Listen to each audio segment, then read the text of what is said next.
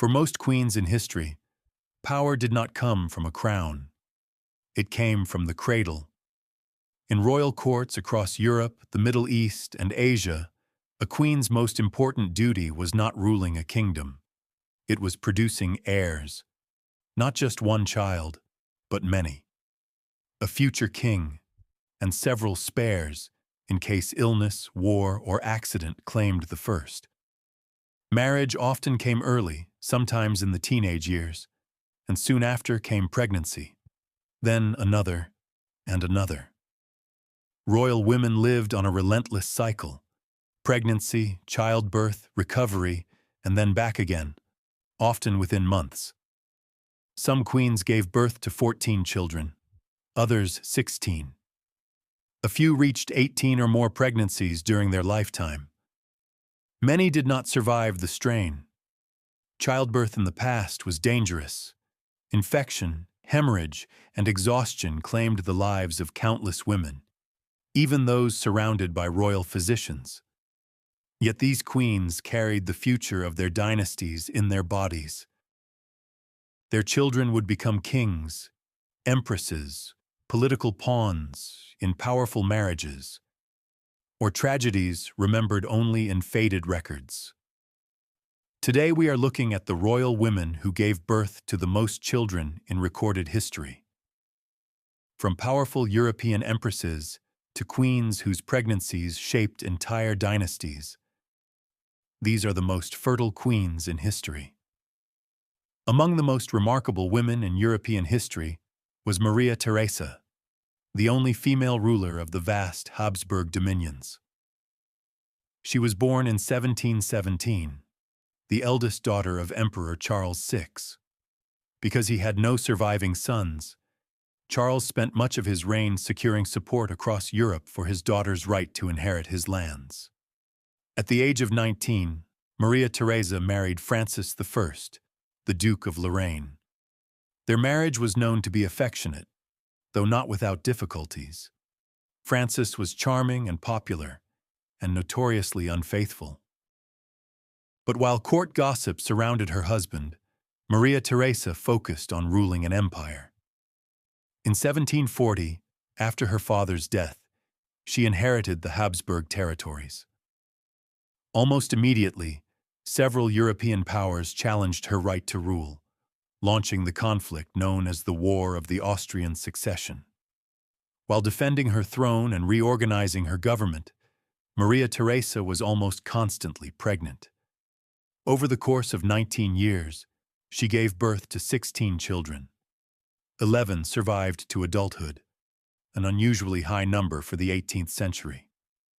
Among them were 2 future Holy Roman emperors, including Joseph II and Leopold II.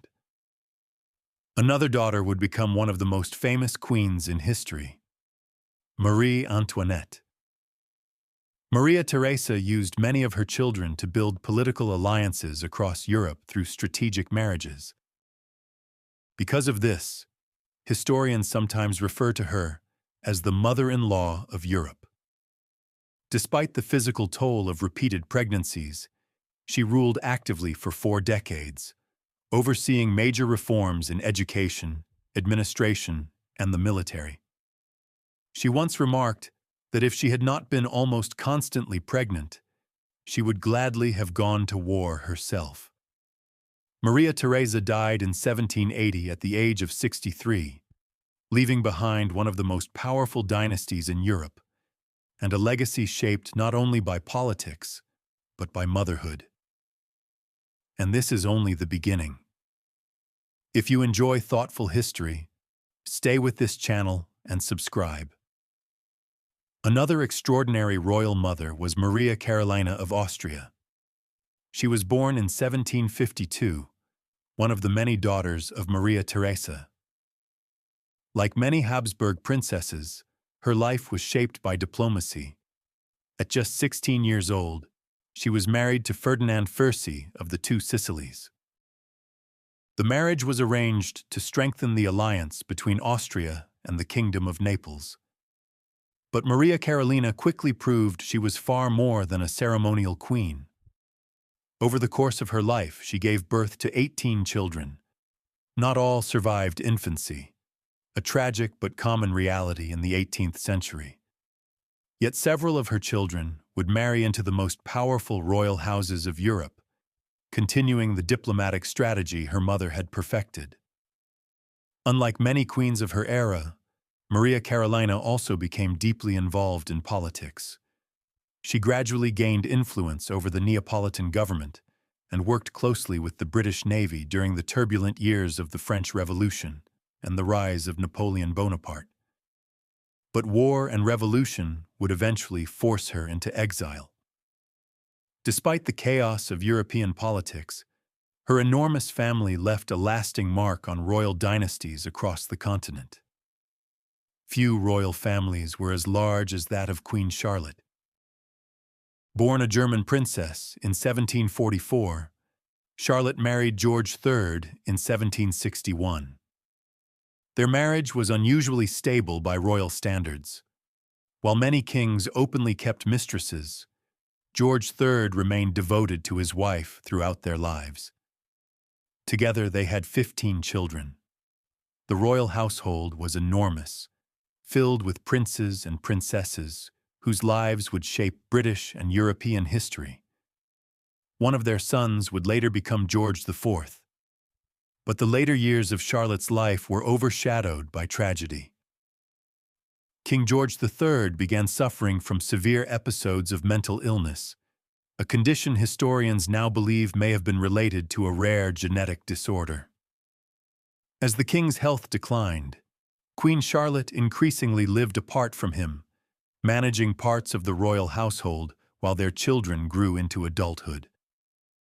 She died in 1818, remembered as the matriarch of a remarkably large royal family. Centuries earlier, another queen had already set a remarkable record for royal motherhood. Eleanor of Castile was born into the powerful Castilian royal family in 1241. She married Edward I of England when she was still a teenager, forming a political alliance between England and Castile. But unlike many medieval royal marriages, theirs appears to have been genuinely affectionate. Eleanor accompanied Edward on military campaigns and even traveled with him during the Ninth Crusade. Throughout their marriage, she gave birth to at least 16 children. However, medieval life was harsh, and only a few survived to adulthood. One of them would become Edward II of England. Eleanor died in 1290, and her grieving husband ordered a series of monuments to be built along the route where her funeral procession traveled. These memorials became known as the famous Eleanor Crosses. In the Mughal Empire of India, another queen became famous not only for her children, but for the monument built in her memory. Mumtaz Mahal was the beloved wife of Shah Jahan. Unlike many royal marriages of the time, their relationship was widely described as deeply affectionate. Over the course of their marriage, Mumtaz Mahal gave birth to 14 children, but repeated pregnancies took a devastating toll on her health. In 1631, while giving birth to her 14th child, she died after a long and difficult labor. Her death shattered Shah Jahan. In her memory, he ordered the construction of one of the most famous buildings in the world, the magnificent Taj Mahal. Today it stands not only as a masterpiece of architecture, but as a monument to a queen whose life was defined by motherhood. Another royal mother of extraordinary endurance was Anne of Bohemia and Hungary. She married Ferdinand I in 1521, strengthening the power of the Habsburg dynasty in Central Europe. Over the course of her life, she gave birth to 15 children. Her children would rule across multiple European kingdoms, including Bohemia, Hungary, and the Holy Roman Empire. Despite the enormous demands of motherhood, Anne remained active in court life and was known for her intelligence and strong influence on her husband. She died in 1547, leaving behind a dynasty that would dominate European politics for generations. Perhaps the most astonishing royal mother in recorded history was Darejan Dadiani. Born into a powerful Georgian noble family in the 18th century, she married Heraclius II of Georgia. Their marriage produced an extraordinary 23 children. In the turbulent political world of the Caucasus, royal heirs were crucial for maintaining alliances and protecting dynasties. Darejan played an active political role, especially after the death of her husband. She fiercely defended the rights and positions of her children within the Georgian royal succession during a time when the region faced pressure from powerful neighboring empires. Her enormous family made her one of the most prolific royal mothers ever recorded. History remembers kings, their wars, their victories, their empires. But far less often do we remember the women who carried those empires into the future. Queens whose lives were shaped by a responsibility few people today could truly imagine. Pregnancy after pregnancy, child after child. In centuries when medicine was primitive and childbirth was one of the leading causes of death for women, every pregnancy was a risk. And yet many of these queens did it again and again and again. Some gave birth 15 times, others 16, 17, even more. Women like Maria Theresa, who ruled a vast empire while raising 16 children. Or Maria Carolina of Austria, who endured 17 pregnancies during a lifetime of political turmoil. Or Queen Charlotte, who gave birth to 15 royal children while the British Empire expanded across the globe.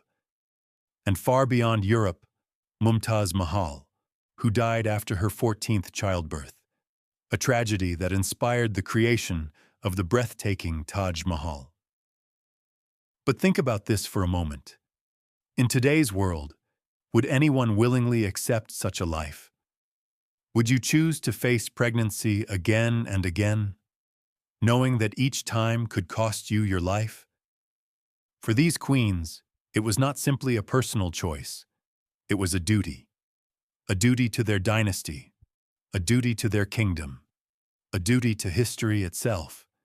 Many people today might not understand such a life. Some might even find it unimaginable. But without these women, entire royal dynasties might have disappeared. No heirs, no successors, no continuation of royal bloodlines that ruled nations for centuries. Behind every throne stood not only a king, but a queen who carried the future. These women were more than rulers, more than mothers. They were the foundation of dynasties, the women who gave birth to history itself. Thank you for watching. If you value history told carefully and accurately, consider staying with this channel and subscribing. The past deserves precision as much as curiosity.